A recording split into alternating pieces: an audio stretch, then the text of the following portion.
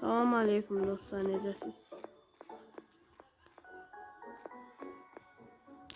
Bugün Dark Reader çəkilib birazdan. Dark Reader canlı. Buradan belə gələndə beləncə öyrədirəm bilməyənlər üçün. Allah səhv elədim. Allah biz gözlüyüm bildik.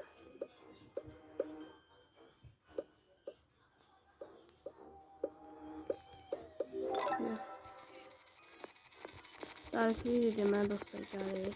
O oyunu hökmbəsdir. Haydi baxın, bu olmasa burada.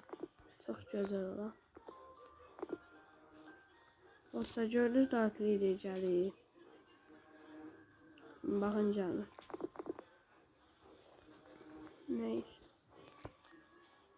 Allah.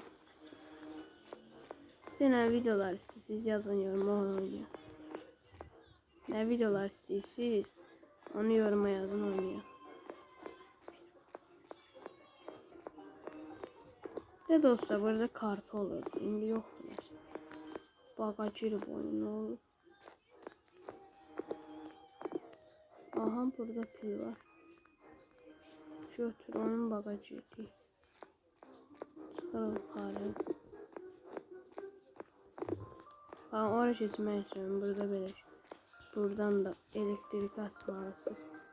Yine sizin başınıza bela olur bunlar.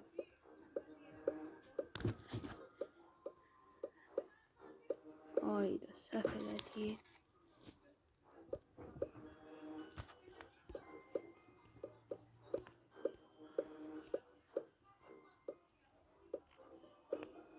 Dostlar. Zülümlə bitər elədik. Dark Reader gəlir. Burada açar ha. Açar hani. Açar yoxdur. Açarlar nə zaman? Elə bir bagajı. Neyse dostlar videonun yanındayım. Sağ olun, kanala abone olun.